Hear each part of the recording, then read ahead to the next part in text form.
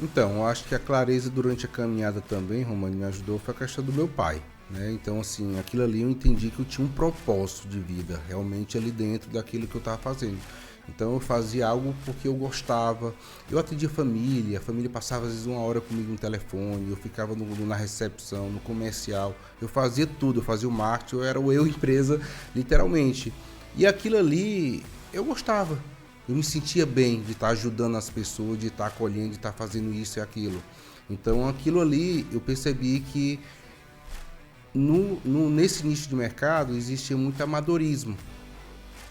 Eu percebi uma grande gama de pessoas assim, ou era um paciente que se tratou e botou uma clínica, ou às vezes até um profissional de saúde que tem uma visão às vezes ainda um pouco mais especialista. Mas assim, o martelo ele só serve para bater na cabeça do prego. Então, se eu aprendi de um jeito, tem que ser desse jeito e pronto. E não abre um pouco de uma visão mais generalista, uma visão mais nexialista, de quais são as possibilidades que a gente tem de evoluir um tratamento. E esse foi o meu grande desafio no começo, porque como eu contratava pessoas que às vezes estavam numa clínica na outra, eu tive que quebrar muita cultura disso. Eu recebi foi muito desafiador, porque as pessoas falavam assim, mas onde eu vim eu era numa boa na dor. É assim que funciona o tratamento para dependência química. Aí eu falo assim, aqui não. Aqui é no amor, no amor. Se na dor um dia você aprendeu, aqui não vai aprender. Então se esse paciente não se adequa aqui, eu prefiro que ele vá embora. E a gente chame outro paciente para ocupar o lugar dele. E aí foi um desafio de mudança de pessoa, de cultura na região, porque era isso muito comum, entendeu? Sejam muito bem-vindos a esse episódio do Psicologia e Gestão Podcast aqui com o Instituto Romani. Meu nome é Romani e hoje eu estou com uma pessoa muito especial, Fred, parceiro, sócio lá do First Class. Seja muito bem-vindo, meu amigo. Obrigado, Romani, pelo convite. É um prazer estar aqui participando com você, né? Faz um trabalho aí sensacional aí na área de transformação, né, das pessoas, na área de psicologia. Sou Frederico Macedo, como você falou, CEO e fundador de um grupo hoje de saúde mental, hoje o maior grupo de ecossistema de saúde mental do Brasil, desde estruturas físicas, né, que é o Hospital Virtude, São José de Virtude, e a plataforma digital, que é saúde preventiva para empresas, que é a Cuide. Né? Então a gente vem fazendo essa construção aí com o objetivo de transformar e ajudar as pessoas também. E estamos aqui batendo esse papo, que vai ser bem bacana aí durante o podcast. Cara, eu quero poder entender um pouco mais a sua mentalidade e para isso, já começar, me fala um pouquinho de onde você veio, como você chegou nisso de vou montar uma instituição de saúde mental e quais os próximos passos que você enxerga, para onde você está indo, o que você tem como perspectiva a partir de então. E fala um pouco também sobre os seus resultados atuais, o que você almeja daqui para frente e a construção disso. Conta um pouco dessa história pra gente. Então, foi em 2013, há 10 anos atrás, quando eu fundei, quando eu comecei. Eu estava como CLT, trabalhando numa empresa em João Pessoa, e aí era 100 quilômetros de Recife. Então, quando surgiu a oportunidade de uma pessoa que estava fechando um consultório, que era um ambulatório que a gente chamava, de mais ou menos 30 metros quadrados, e ele estava fechando porque não deu certo, estava há 2, 3 anos, já tinha passado algum diretor e não tinha funcionado. Ele estava com uma dívida de R$ 40.000. E aí, nesse momento, eu tinha morado em Fortaleza antes, né? Que eu sou de Fortaleza, só que eu tinha me mudado para João Pessoa. Estava longe da família e lá não estava essas coisas todas. E aí eu cheguei para ele e falei assim, se eu assumir essa dívida de R$ 40.000, você me repassa essa empresa? Aí ele falou assim, na hora, eu ia sair 40 mil negativo, de repente você assumir essa dívida, para mim seria ótimo. E aí eu acabei assumindo essa dívida de 40 mil, peguei, saí negociando fornecedor, alguns aluguéis e tudo, e 10 cheques, parcelei lá, e peguei 20 mil no cheque especial para ser meu capital de giro. E assim foi que começou. Se você me perguntar assim, Fred, por que uma clínica que trabalhava com dependência química e alcoolismo foi bater na sua mão? Né? Então, tem toda uma história do meu pai, né? Meu pai faleceu em 2014, que foi exatamente porque ele tinha problema de alcoolismo, no fundo do poço. Então, eu passei toda a minha infância, minha adolescência, vivenciando rotinas diárias ali, mais ou menos, sobre agressões, brigas, confusões, entre outras coisas, que quem tem um familiar com um problema de alcoolismo. Até só trazer uma coisa aqui para o pessoal possa se identificar também. Eu sei que tem pessoas que estão assistindo ou que convivem com pessoas com essa doença em casa, essa adicção, ou pessoas que conviveram, seja na infância. Eu, por exemplo, na minha infância, o meu avô também, dependente, o meu tio morava junto comigo em casa e eu vi isso muito forte também dentro de casa. É interessante que eu não bebo álcool, nunca bebi, não sei, provavelmente pode ter alguma influência em relação... Eu não tive aquela questão da violência, como você falou que teve. Mas uma coisa que me chamou a atenção, começando a pesquisar mais sobre dependência química, o alcoolismo, ele muitas vezes traz um prejuízo até pior do que as piores drogas, só que não é tão falado assim. Sim. Olha como se fosse, nossa, droga ruim, não estou dizendo que é essa, mas não, a cocaína é muito pior, não, às vezes... Porque é uma droga social, né? Porque o álcool é uma droga social, então o número de pessoas, e estatisticamente percebe que tem pessoas que vão ter uma dependência. Se eu não me engano, tem um artigo que eu estava lendo sobre isso, se eu não me engano são 16% das pessoas que bebem álcool acabam tendo dependência, a necessidade de beber aquilo todo dia. Então gera uma dependência, a pessoa fica nervosa, irritada, você sabe muito bem. Para se acalmar depois. E fala um pouquinho sobre, você falou dessa história. Como que você acredita que a sua história com familiares em relação à adicção influenciou na fundação dessa instituição de saúde mental? Compartilhe um pouco mais. Então, Mania, o que acontece é que Deus sabe o que faz e nada acontece na sua vida por acaso, né? Então, de ter vindo isso é que Deus queria um propósito muito forte e eu acredito que meu pai deixou um legado. Na verdade, eu passei a entender muito e é um sentimento que eu tenho de inconformado na vida, exatamente no sentido de que uma pessoa que passou por uma dor, né, fez uma reflexão e evoluiu. Então, existe duas pessoas no mundo hoje. Uma pessoa que vai ser uma esponja, que vai absorver todas as coisas ruins que estão acontecendo na vida e vai levar isso como uma âncora e ficar se sabotando durante a vida, reclamando da vida, ou vai pegar aquilo ali como um trampolim, uma mola, e usar aquilo ali como propósito de vida e fazer algo diferente. Então, lá atrás foi exatamente o que eu quis fazer algo diferente para as pessoas, as famílias que estavam passando por esse processo que eu passei. Então, evitar menos sofrimento, tentar fazer uma ajuda que pudesse ter uma solução e transformação melhor. E nesses 10 anos, eu venho buscando cada vez mais novas inovações, evoluções, para ter soluções ainda melhores. E aqui, voltando um pouco aqui, curiosidade. Cara, o que você acha que fez dar certo você pegar uma coisa que alguém estava numa dívida de 40 mil e você conseguir virar esse negócio? O que foi a diferença aí? Então, eu dei meio que um all-in na minha vida, né? Então, eu acredito que eu fui muito para dentro, então eu tive que fazer panfletagem nas ruas, eu tive que estudar sobre marketing digital, foi o que me ajudou também para fazer uma página personalizada para a região de Recife na época. E eu vim de vendas, então isso também acabou me ajudando. Eu me lembro como se fosse o primeiro contrato agora que eu fechei com a família, que foi finalzinho de julho para agosto de 2013. Esse contrato, o primeiro, a gente nunca esquece.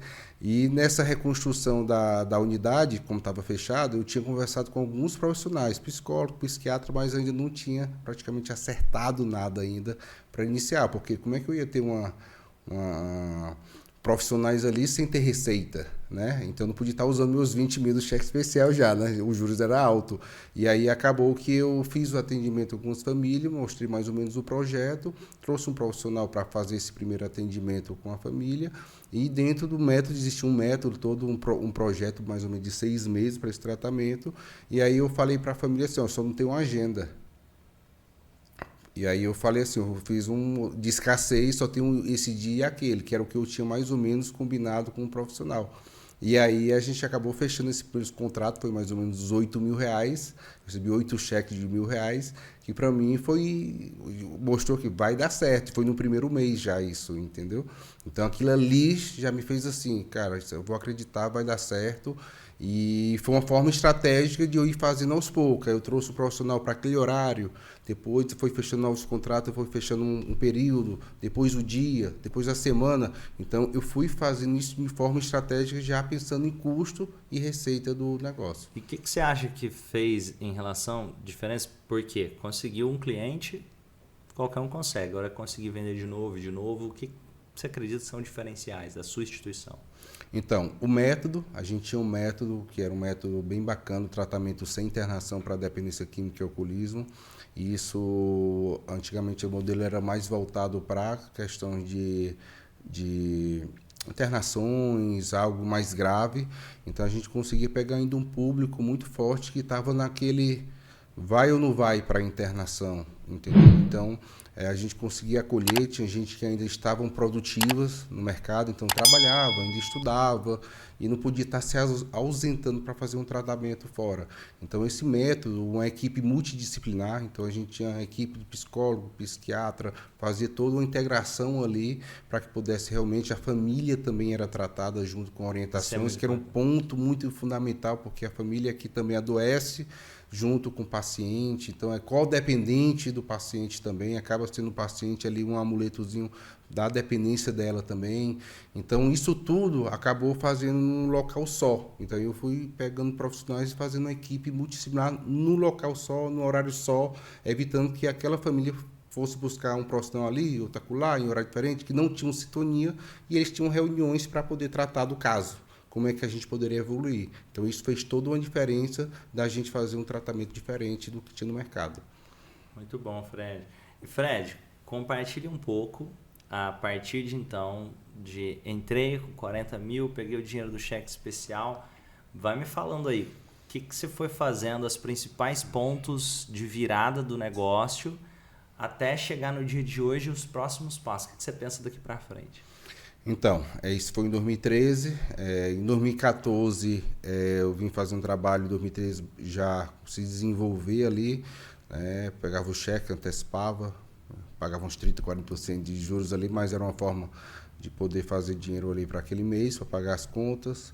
Em 2014 surgiu a oportunidade de uma unidade lá em Brasília também, que me ligaram para oferecer o espaço, já tinha mais ou menos 5 anos. E tinham passado 5 diretores nessa unidade também. E aí o presidente me ligou para você quer vir assumir essa unidade aqui em Brasília? Aí eu falei, vou olhar. Fui para lá, passei uma semana lá, conversei com os profissionais, já tinha a unidade, já estava funcionando. E aí eu entendi que o mercado ali de Brasília era um mercado que podia fazer algo diferente. E aí acabei assumindo em 2014, no dezembro de 2014 mais ou menos.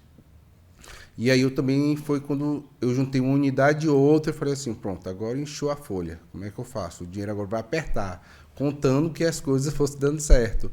E aí quando foi em 2014, 15, em janeiro, em Brasília eu fechei 18 contratos. Então aquilo ali para mim foi uma virada de chave. A unidade de Brasília foi melhor que a unidade de Recife. Porque a gente estava passando aquele ano de 2015, não sei se você se lembra da crise, que a gente estava passando da Dilma e tal, aquele negócio todo. Como Brasília era uma capital que tinha muito servidor público, né, que é muito servidor, ela é atingida, mas não com tanta potência como outras regiões. Então aquilo ali foi o que me ajudou a passar por aquele período de crise. Recife estava em baixa, já no momento da crise, Brasília foi o que me conseguiu segurar para o próximo passo. Eu fiquei com essas 2 unidades. E aí, no terceiro momento, dentro da unidade ambulatória, a gente percebeu que tinha alguns pacientes, que o ecossistema ele foi todo construído em solucionar o problema do paciente. Então, ele foi evoluindo de acordo com a necessidade. Então, o ambulatório, um hospital dia, o cara passa o dia e vai embora.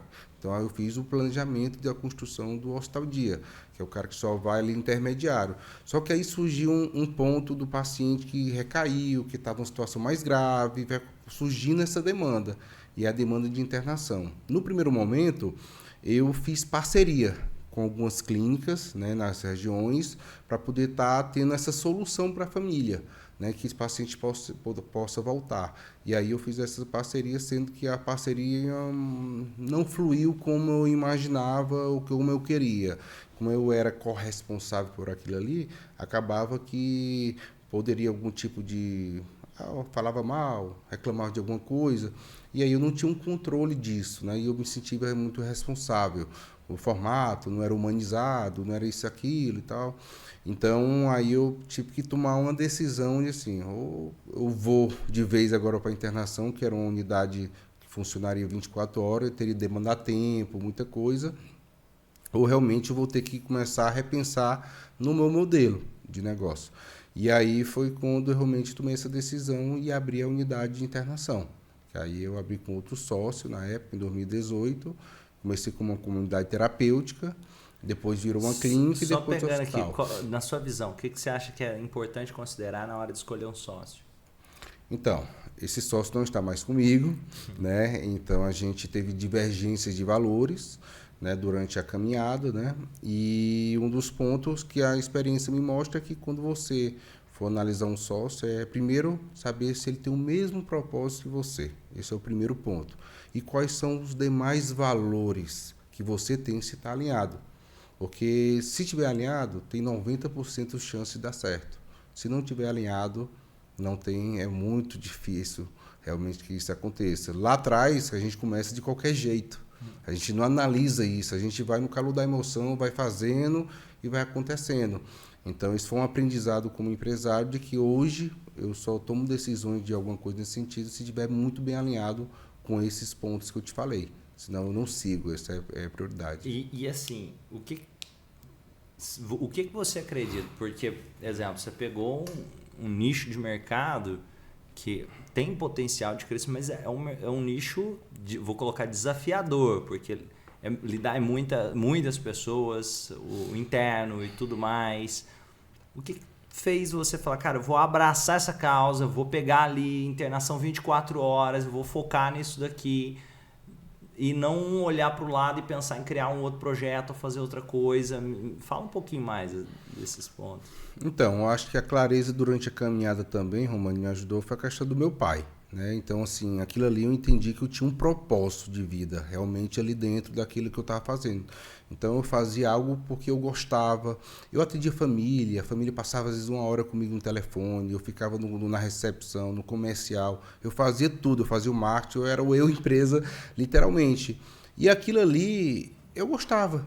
Eu me sentia bem de estar ajudando as pessoas, de estar acolhendo, de estar fazendo isso e aquilo. Então, aquilo ali, eu percebi que nesse nicho de mercado existia muito amadorismo. Eu percebi uma grande gama de pessoas assim. Ou era um paciente que se tratou e botou uma clínica, ou às vezes até um profissional de saúde que tem uma visão, às vezes, ainda um pouco mais especialista. Mas assim, o martelo só serve para bater na cabeça do prego. Então, se eu aprendi de um jeito, tem que ser desse jeito e pronto. E não abre um pouco de uma visão mais generalista, uma visão mais nexialista, de quais são as possibilidades que a gente tem de evoluir num tratamento. E esse foi o meu grande desafio no começo, porque como eu contratava pessoas que às vezes estavam numa clínica na outra, eu tive que quebrar muita cultura disso. Eu recebi foi muito desafiador, porque as pessoas falavam assim, mas onde eu vim eu era um abonador. É assim que funciona o tratamento para dependência química. Aí eu falo assim, aqui não. Aqui é no amor, no amor. Se na dor, um dia você aprendeu, aqui não vai aprender. Então, se esse paciente não se adequa aqui, eu prefiro que ele vá embora. E a gente chame outro paciente para ocupar o lugar dele. E aí foi um desafio de mudança de pessoa, de cultura na região, porque era isso muito comum, entendeu? Então, eu tive que quebrar. E aí eu fui muito questionado. Você não entende nada disso, não. Você nunca fez tratamento. Você nunca passou pela internação e tal. E eu falei, tá bom. Aí eu fui fazendo alguns ajustes de pessoas, trazendo pessoas que estivessem alinhado com a mesma mentalidade. E a gente foi mudando. Então a gente foi criando um novo conceito de tratamento, mesmo uma internação involuntária, contra a vontade do paciente, de uma forma mais humanizada. De acolhimento, de tratar o paciente com dignidade, não importa o que ele fez lá fora. Então, se o cara é isso aqui, não interessa. Aqui dentro ele vai ser tratado como um ser humano, como paciente. E aí, dessa forma, a gente ajudando as pessoas e acolhendo. Então, essa forma foi deixando um ambiente mais leve. Eu até brincava assim, meu sonho é tirar todas as paredes da instituição sendo involuntária. Por quê? Porque o involuntário, depois que ele é acolhido, ele é ajustado, ele vai ficar. Ele vai ser. Agora, se ele for apertado, for fazer qualquer outra coisa, aí ele vai querer fugir, ele vai querer fazer qualquer outra coisa. Tem muita gente que tem questão que é comportamental, mas às vezes falta um abraço, um acolhimento, uma escuta, uma palavra, que eles às vezes não têm em casa, não tiveram isso, entendeu? O meu pai, eu descobri um dia desse, que o meu pai também me dava umas pisazinhas de cinta, essas coisas quando tinha tomado um e tal, mas o pai dele fazia a mesma coisa com ele. Ou pior. Ou pior, então ele só replicou aquilo. Então ele não tem culpa, cara. A gente tem que entender que tem uma história Ele fez antes. o melhor que ele pôde. E eu só tenho gratidão a ele, cara. Eu não tenho uma mágoa, pelo contrário, entendeu? E eu gostei daquilo que você falou. Ele deixou um legado para mim. Porque a partir, talvez se isso não tivesse acontecido, não existiria essa instituição de saúde mental da mesma forma que ela existe hoje. Exatamente. E tem uma passagem do livro Desperte Seu Gigante Interior, do Tony, que tem uma coisa interessante, que é basicamente um estudo onde duas pessoas, basicamente vendo por que uma pessoa deu certo na vida, por que outra pessoa não, e o rapaz estava pesquisando e conversando com pessoas de diferentes situações. E cada um justificava de uma forma.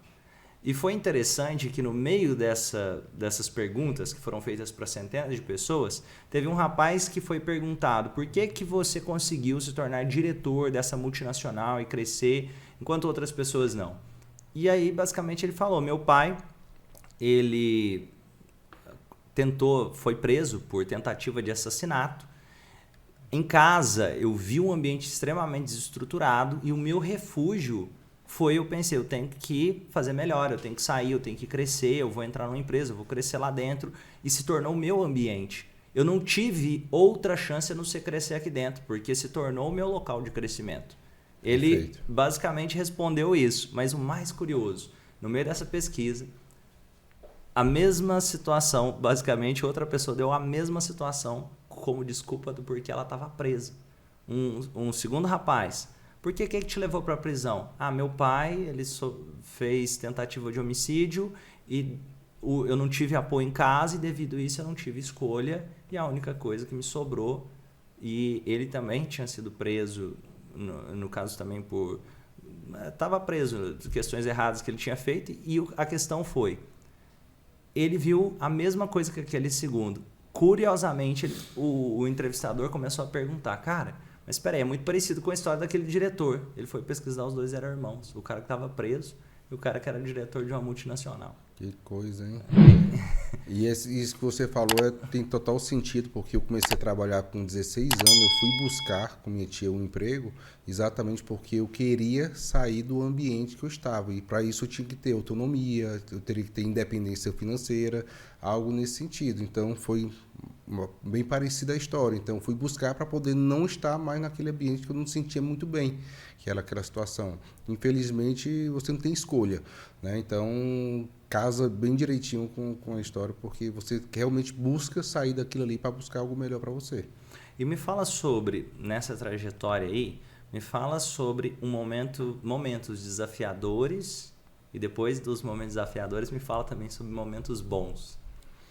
Então, eu acredito que teve dois momentos bem marcantes, né? Quando 2014 para 2015, quando eu falei da unidade que eu estava com o ambulatório, eu assumi, teve uma hora que eu não tinha mais cheque especial, eu não tinha mais como antecipar cheque, e eu tinha que pagar a folha de pagamento do pessoal.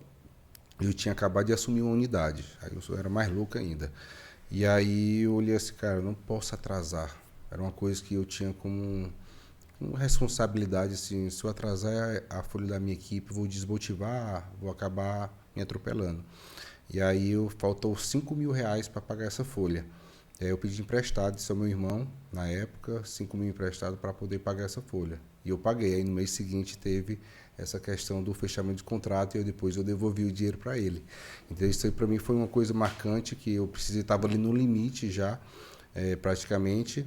E teve também durante a trajetória da sociedade, que a gente teve uma quebra em 2020, mais ou menos, da sociedade, exatamente por divergência de valores, que aí eu tive que reestruturar novamente sozinho toda a unidade, o estudo, com pessoas que estivessem alinhadas ali comigo. Então, ali para mim foi bem desafiador também, essa virada de chave aí, mas que para mim foi muito bom depois. O crescimento, o ambiente, o planejamento, a visão, a mentalidade, porque estava tendo conflitos. Então, me deu mais proporção, mais acelerar as coisas que eu gostaria de fazer, sem ter ninguém ali para poder estar atrapalhando ou não estar alinhado com a mesma visão, né? Então, para mim, foi 2 pontos assim bem desafiadores dentro dessa trajetória que eu passei. E pensando agora, vamos falar de coisa boa também. Me fala sobre momentos bons, que você fala, nossa, coisas na sua trajetória que você olha para trás e tem orgulho de ter. Então, quando eu comprei o meu primeiro apartamento, foi exatamente quando a minha filha faltava um mês para nascer, que foi a Gabriela, que hoje tem 5 anos. A gente estava nesse momento assim, eu lembro como se fosse eu e a minha esposa com um barrigão no apartamento ali, tentando as últimas reformas para poder estar entrando. E ela me trouxe essa coisa boa da construção da família. Eu, minha esposa, Caliane, eu tenho uma filha, a Gabi, que tem 5 anos, e a Sara, de 1 ano e 10 meses. Então, ali, com o nascimento dela, foi que as coisas foram começando a se organizar. Então, ela me trouxe essa coisa boa, essa prosperidade. Para mim, ali foi um ponto muito marcante para mim. Uma coisa que eu valorizo demais é família. E me fala um pouquinho, o que é família para você? É tudo. Família, para mim, é tudo. Então, eu falo até eu brinquei um dia desse com a minha esposa. Eu falei assim, se um dia eu tiver amnésia ou qualquer coisa assim, me interna dentro da clínica, mas a minha família e você é prioridade total. Nunca esqueça disso, entendeu? Porque eu acho que a base, ela está comigo desde o começo. Ela passou, eu me lembro como se fosse hoje, que ela me ajudava. Eu cheguei a morar com ela, não tinha nem carro, nem nada. Então ela me ajudou. Então, cara, ela passou por mim, até ela brincava assim, eu tô só roendo o osso, brincando assim. Eu falei assim, hoje você vai roer o osso, mas um dia a gente vai comer o filé juntos. Então, assim, eu acho que construção é isso, e valorizar a gratidão às pessoas que começaram com você e te ajudaram lá atrás. E a minha esposa foi uma que me ajudou também, me deu toda a força, entendeu a situação que eu passava naquele momento, mas ela acreditou e estamos juntos até hoje. Temos 2 meninas maravilhosas e a minha família é minha base. Então, para mim, família é tudo. E um dos pontos que eu hoje mais valorizo numa relação é avaliar se a pessoa também tem família, como é que está, se está bem relacionado, porque isso faz toda uma diferença no relacionamento, numa sociedade, em qualquer coisa. Então, isso é um dos pontos de valores que eu coloco com prioridade a questão da família. Então, porque, cara, quem tem família tem tudo. Eu também acredito muito nisso e eu acho que isso aí, seja de negócio, seja o que você for fazer, para mim é muito importante olhar pro lado da família, as pessoas que estão com você, além da empresa. Porque não adianta você pensar assim, eu vou ter... talvez você já tenha visto aqueles posts no Instagram, 6 coisas que o bilionário faz para ter sucesso. Uhum. Só que eu quero olhar também como está a família desse cara. Porque será que eu quero fazer aquelas 6 coisas? Será que aquilo é sucesso para mim? Sim. Porque felicidade é muito diferente para cada pessoa. Sim. Então, sucesso sem felicidade é fracasso. Exatamente.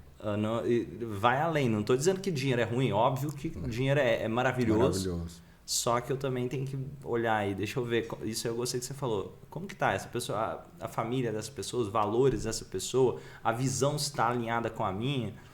E me fala mais um momento bom aí. Então, e aí eu acredito que foi agora a gente fazer o grupo crescer. Então, assim, nessa construção agora, nesses últimos tempos, Romani, aqui a gente está hoje com 6 unidades espalhadas em Brasília, Anápolis, Fortaleza e Recife. A gente abriu a última unidade agora em Recife, que é uma unidade só para dependência química, outra só para saúde mental, que era um pouco que as famílias desejavam. A gente acabou realizando isso e de alguma forma ficou melhor mesmo a questão. E agora a gente partindo agora para o mundo digital. que é a startup. E aí você me pergunta assim, por que o mundo digital? Por que a startup?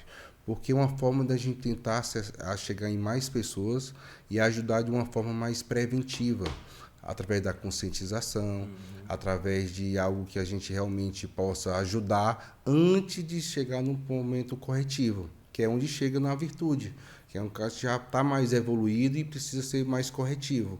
Na preventiva ainda tem uma pessoa que ainda nem sabe que precisa de ajuda, mas todo mundo precisa. Na verdade, saúde mental, todos nós precisamos. Então, é esse o objetivo, tanto na startup e na linha de educação, que é o projeto agora para 2024, que é uma forma de levar mais informação, mais ajuda, autocuidado para as pessoas, para que a gente possa, de alguma forma, ajudar mais gente e todos conhecerem mais os nossos serviços também na parte de hospital. E pensando nisso aí, eu vou colocar até como você vê sua perspectiva de crescimento, seus objetivos, se for olhar para frente e falar assim, cara, eu vejo dessa forma aqui e é isso que eu quero construir. Tem alguma... Tenho. Fala um pouco sobre. A nossa visão é atingir 1 milhão de vidas até 2030. Tá? Então, até hoje, 10 anos, a gente ajudou 10 mil pessoas, 10 mil famílias e pacientes. Então, assim, tem um número bastante cativo ainda até 2030 para a gente, 7 anos, né? Então, assim, o meu objetivo é estar de forma digital em todo o Brasil e física e também de forma internacional. Já tem alguns projetos também, a gente fala de projeto, mas algo também para ir para fora do país, em alguns países também, de forma internacional, para poder fazer algo diferente também lá. Então, o projeto dos próximos 5, 10 anos é a gente ser o maior ecossistema de saúde mental do mundo. Então, esse é o nosso projeto. É incrível. Torço para que cresça cada vez mais, que ajude cada vez mais famílias. E me fala também aqui, assim, pensando sobre todas essas coisas que você falou, o que você acredita que o Fred tem como valores ou princípios que ajuda ele a ter conseguido construir esse ecossistema da forma que foi? Então, a questão do inconformado, Romani, é uma coisa que até hoje eu bato de frente com muita gente, principalmente na área de saúde mental. Bato de frente no sentido de coisa boa, de estar trazendo, sou incansável, inconformado por buscar sempre algo melhor dentro do tratamento. Para o paciente, na transformação, no resultado. Então, há algo de dentro de mim muito forte nisso, né? Então, às vezes bato de frente a alguns profissionais com diretoria que não, às vezes isso não, aquilo. Então, esse meu inconformismo que eu tenho de estar buscando sempre uma evolução dentro do tratamento faz com que eu esteja buscando novas atualizações, novas inovações, algo que eu possa trazer de melhor para dentro do tratamento. Então, um tempo atrás, a gente trouxe alguns tipos de tratamento como estimulação magnética transcraniana, corrente contínua, que são estímulos para poder melhorar a questão cognitiva, algumas coisas que a medicação já não estava fazendo efeito, e entre outras. A gente está agora recentemente um projeto que eu acredito demais, que é a questão do laboratório que a gente está abrindo de genética, que é para melhorar a questão da assertividade em relação à questão da medicação, algo que a nutrição pode nos ajudar em relação ao tratamento da saúde mental, com a parte de suplemento, com alimentação, com exercício físico. Então, tudo isso eu tenho buscado trazer essa visão para dentro de casa, para a gente melhorar e evoluir junto com o tratamento. Colocando sempre que eu faço, olhando para o paciente. Eu não fico olhando para o lado que o concorrente, o está fazendo.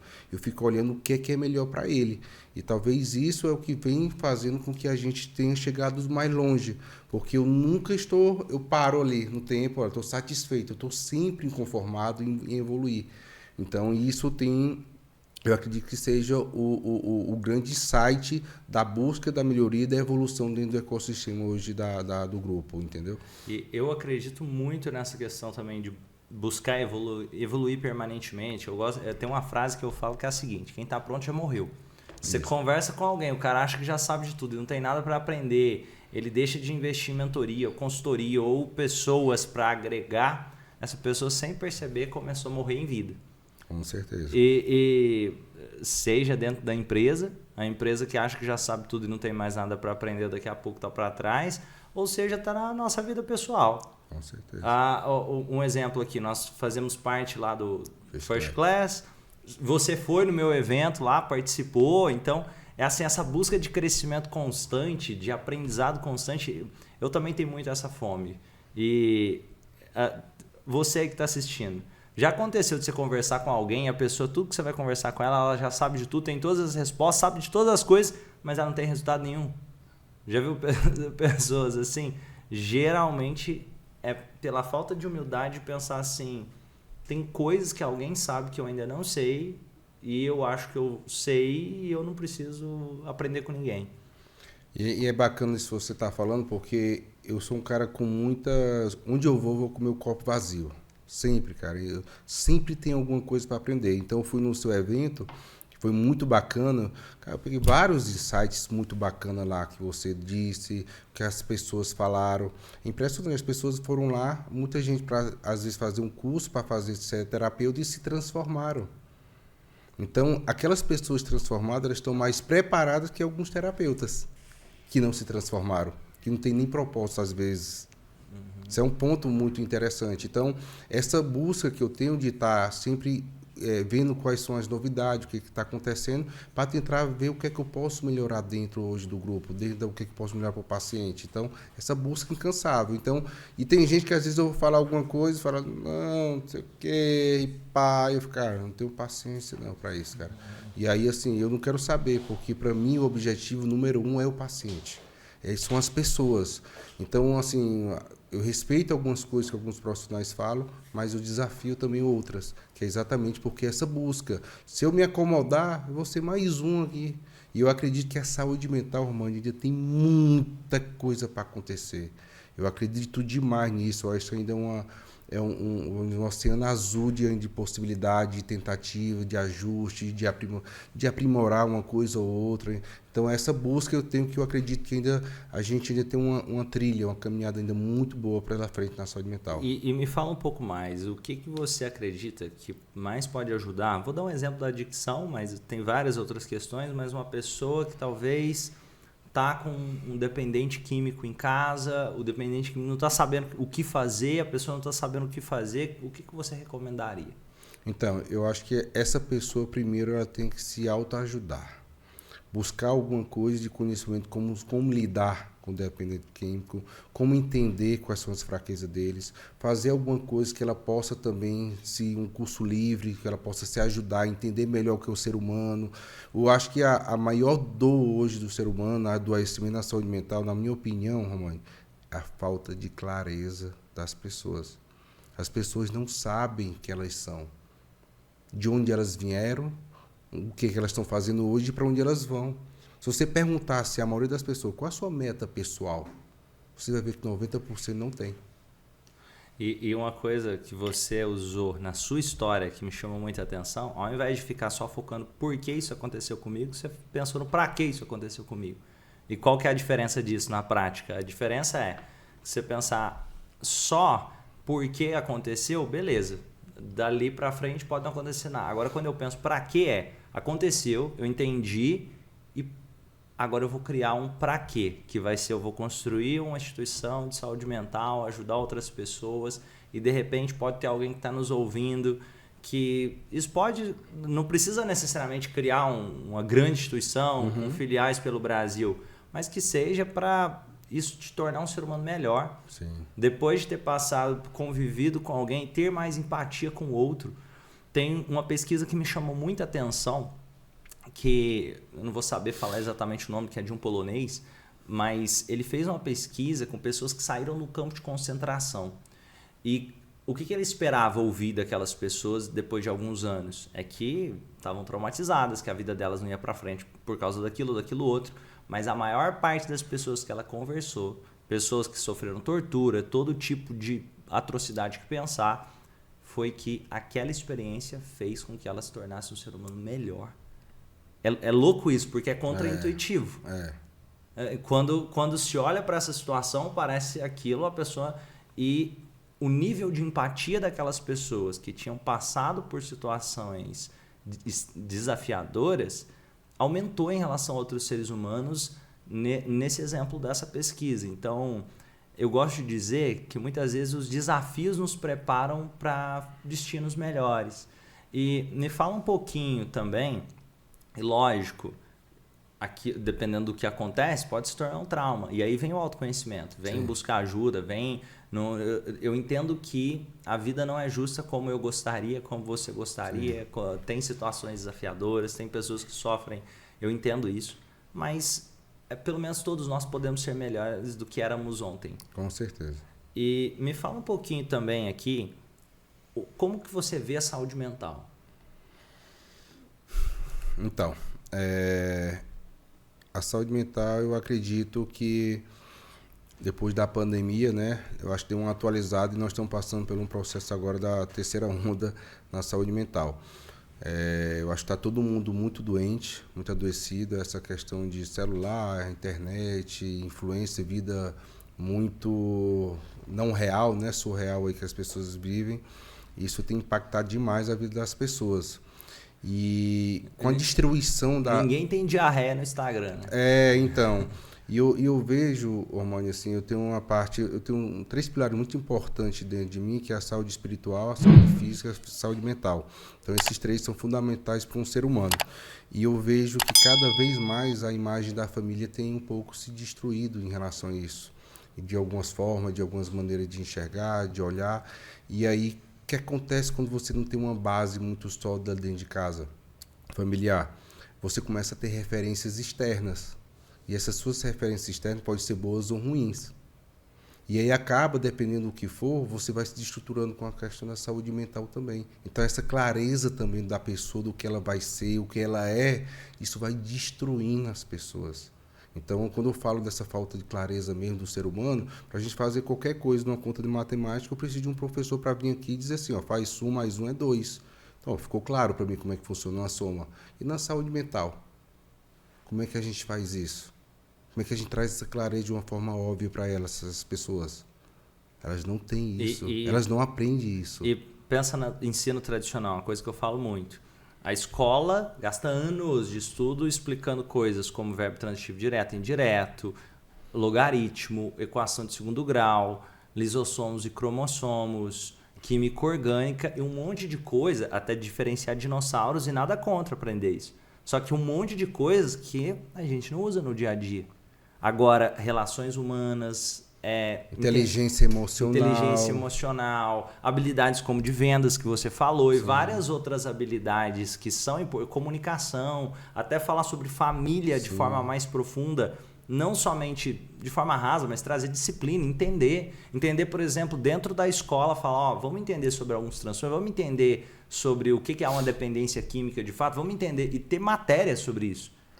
Então. Eu vou te falar, eu cheguei a fazer trabalhos em escolas, chegando em alunos do terceiro ano, que eles estavam estudando o ano inteiro sobre equação de segundo grau. Perguntava na sala, quem sabe fazer? Quase ninguém sabia. Então o que está acontecendo? Eles estão ali, eles não estão assimilando aquela matéria, vai e passa de ano. Principalmente no ensino público. Uhum. Se perguntar, tem uma chance enorme de um monte de gente que está assistindo não saber nada dessas coisas que eu falei, e não só no ensino público. Exemplo, se for parar para pensar, eu tive uma educação de uma qualidade acima da média na minha adolescência ali, e ainda assim, muitas dessas coisas que eu falei, eu não vou lembrar direito do que é, sei lá, como é que eu faço conta de logaritmo ali e tal. Física, química. Química orgânica. Agora, uma coisa é lidar com dinheiro, inteligência emocional. Sim. E várias outras questões, e que tem muita relação com saúde mental também. Sim. Porque relacionamento tá ligado com isso. Família, financeiro e assim por diante. E me fala também, quero aproveitar para entender um pouco mais, você falou que foi montando filiais, chegou em 6 agora. Cara, o que foi a diferença de visão de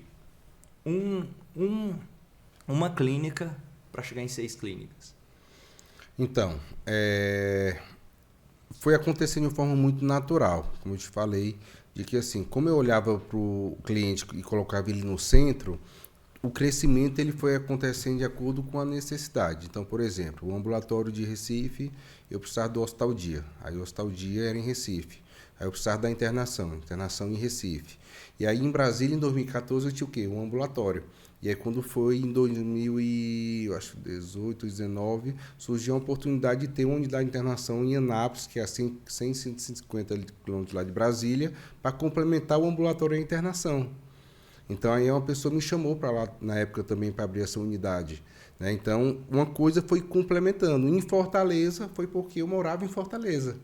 E aí eu falei assim, vou trazer para minha região também aqui a unidade e acabei abrindo também em Fortaleza. E aí eu encerrei o ciclo, né? Eu fiz esse crescimento que foi bem rápido porque demanda muita energia, muito tempo, né? Em 2023, por exemplo, eu tinha um planejamento, mano, todo da parte de crescimento, de mais expansão. Só que eu parei, eu rasguei porque eu tive problemas operacionais, a dor do crescimento do empresário. Eu cresci de uma forma muito rápida e aí acabou dispersando demais a questão da cultura da empresa. E aí aquilo ali, eu tinha 10 empresas dentro de uma empresa, porque a liderança trazia a cultura dela.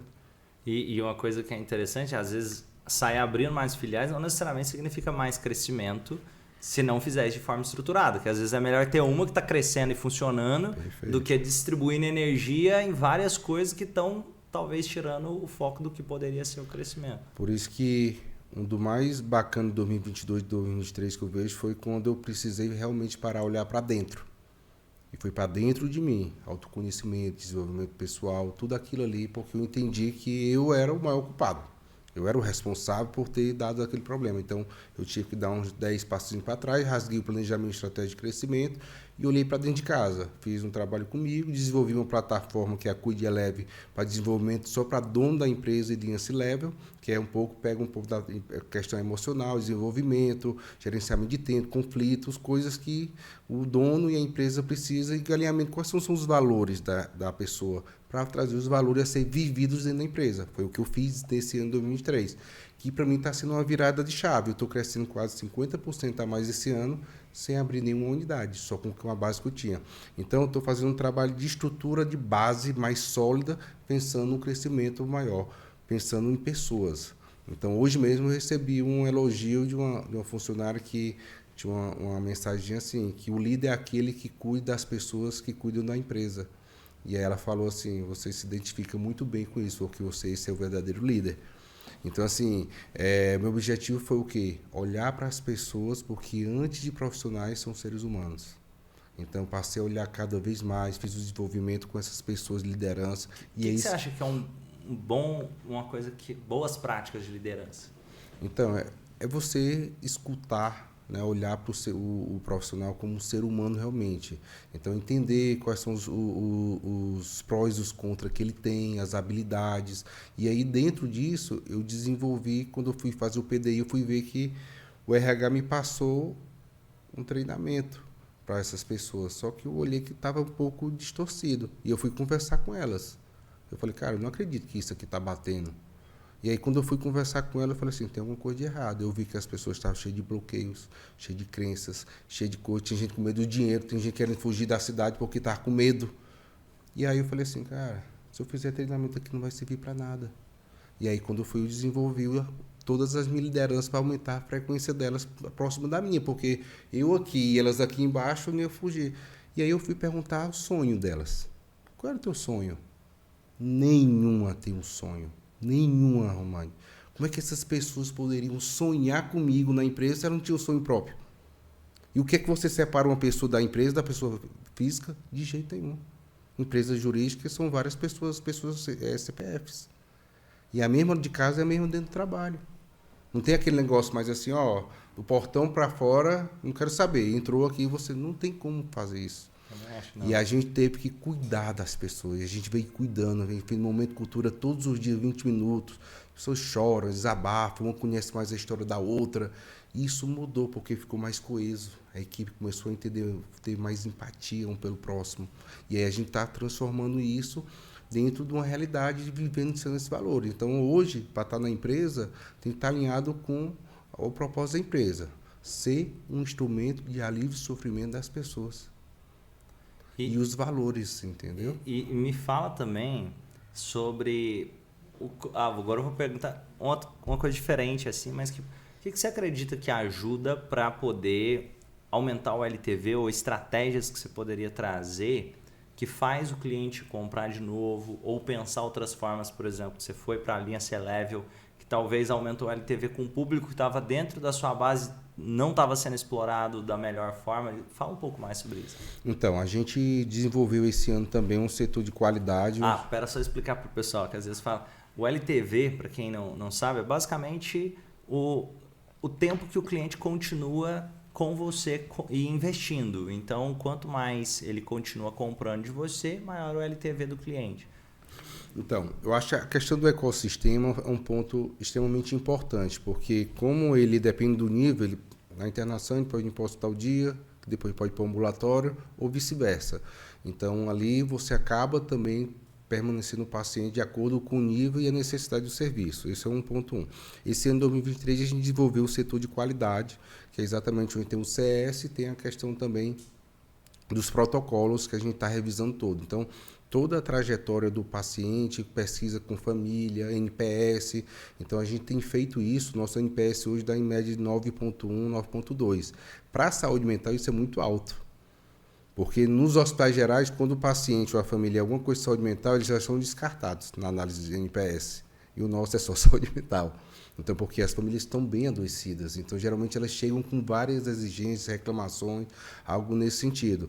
Então, assim, a gente trabalhou muito forte a questão do CS, acompanhando a família desde o início, verificando quais são as dificuldades, mapeando o contato a contato, exatamente para poder a gente evoluir com esse paciente, essa família, para entregar um melhor serviço e com garantia e segurança para esse paciente, para a família.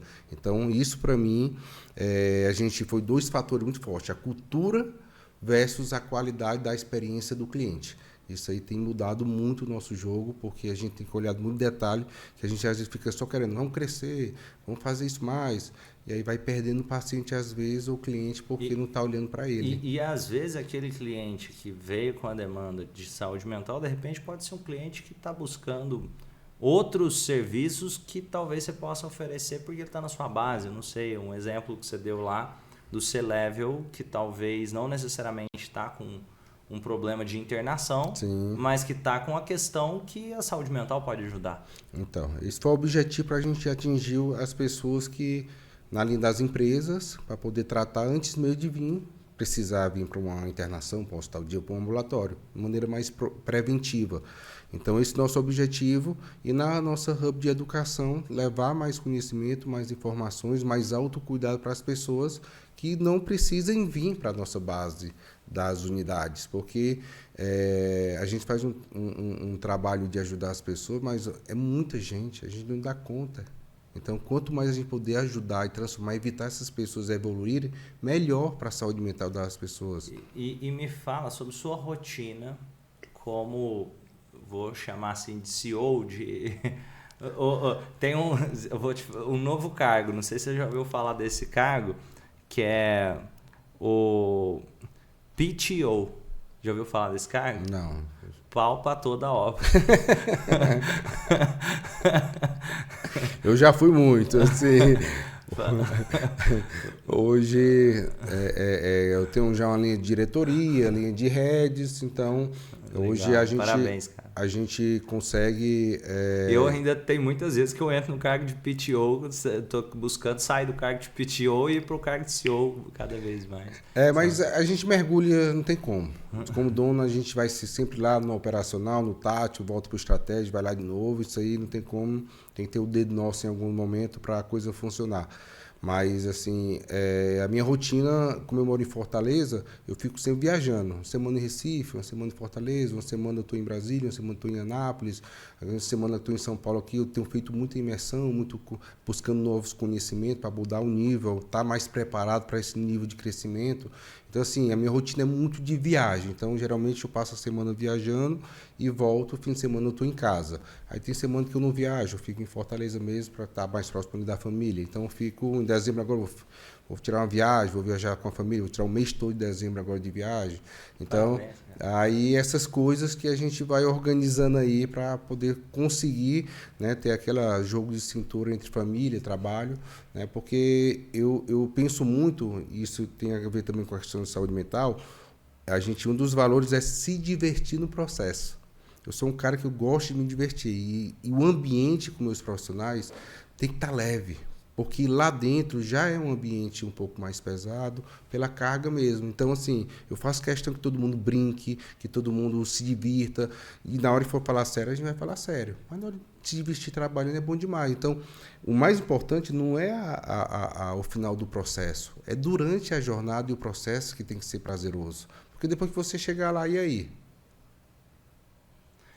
E eu gostei muito disso que você falou, e colocando, ó, se for aqui, voltando àquilo, sucesso sem felicidade é fracasso, porque às vezes pensar na rotina e uma rotina produtiva tem a ver também com fazer nada em alguns momentos. Sim.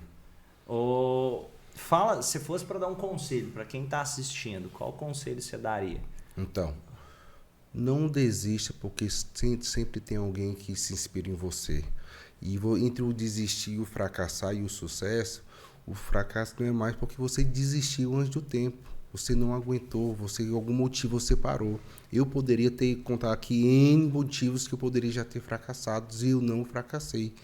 Porque eu tive que persistir, eu tive que ser difícil, tive que pedir dinheiro emprestado, eu tive que fazer isso e aquilo para poder continuar. Senão eu não estaria aqui agora conversando com você. Então, assim, o que as pessoas fracassam é porque elas desistiram antes do tempo.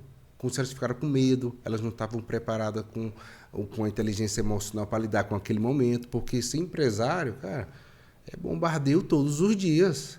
Você tem que ter um pouco de psiquiatria para lidar com tanta coisa, porque é problema o tempo todo. Então, assim, você tem que amar o problema para você conseguir continuar a jornada. Porque se você não ama, é igual casamento. Você tem que amar o problema do outro. Porque se você não amar, você não vai conseguir aguentar. Você vai querer trazer coisas boas e o ser humano, ela é o quê? Ela vive de prazeres. Por isso que o mundo está aí do jeito que está. Eu gosto de dizer que é como se fosse assim, tem níveis. 1, 2, 3, 4, 5, 6, 7. Uma analogia, uma metáfora. Mas a pessoa, quando ela evolui, não é que ela tem menos problema, ela tem mais. Com certeza. Só que aqueles problemas que talvez era 3, 4, 5, na hora que você está jogando nível 8, eles nem parecem problemas mais. Uma pessoa que está jogando no nível 2 e ela pega um problema de nível 3, ela pensa que vai morrer e que ela tem os maiores problemas do mundo e que o mundo dos problemas gira em torno dela. Isso. E é interessante isso, quem está ouvindo com certeza já passou por isso. Você vai conversar com a pessoa que a pessoa fala, nossa, tô com um problemão, você olha e fala, cara, mas isso não é problema nenhum. E talvez porque no momento daquela pessoa aquilo seja o maior problema da vida dela. E não é, né? Deus está te preparando para o próximo nível. Está te preparando para um próximo nível. E se for parar para olhar nesses exemplos, cara, as pessoas que mais solucionam, que mais realizam coisas, e que quando você olha para ela e fala, parece que essa pessoa não tem problema nenhum, não é que ela não tem problema nenhum, é que ela está aprendendo a jogar num próximo nível de forma tão congruente que aqueles problemas de 8, 9 até, ela passa por eles de forma elegante. E é engraçado você falar isso quando a pessoa está preparada com habilidades emocionais e tem gratidão no coração, tem Deus na vida, cara, ele passa por qualquer coisa. Você volta e fala assim, o que vier é porque está te preparando para alguma coisa melhor. Você tem um olhar em cima disso.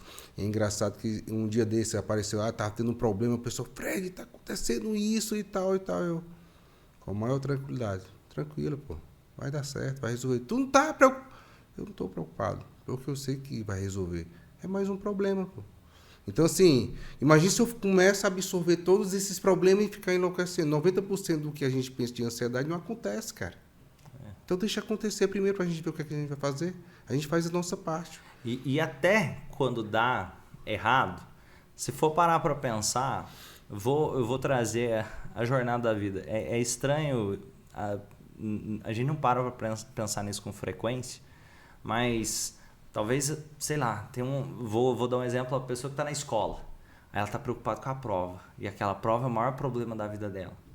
Talvez daqui 5 anos aquilo não significa nada para a vida dela. E no trabalho, outras coisas, é muito comum ter problemas que a pessoa imagina que é um grande problema, que talvez daqui a algum tempo aquilo não era tão significante assim. E outra coisa que, parando para pensar, tem talvez uma pessoa que está falando mal de você, ou tem alguma coisa que aconteceu, em provavelmente 10 anos as pessoas não significavam nada mais na sua vida. Sim, com certeza. E se for parar para pensar mais profundamente, daqui 150 anos não tem mais ninguém aqui. Que tá... Só uma passagem, né? É só uma passagem. Exatamente. Então, se eu ficar apegado, eu gosto de dizer que quem está vencendo não vai ter tempo para reclamar. Não, com certeza. E o que vier é lucro, é o que vai acontecer.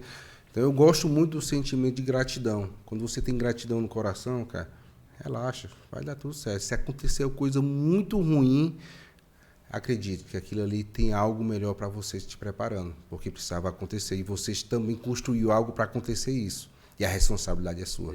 Você é o exemplo disso com a sua história aí de transformou. Eu achei bonito o que você falou, o legado do meu pai. Sim.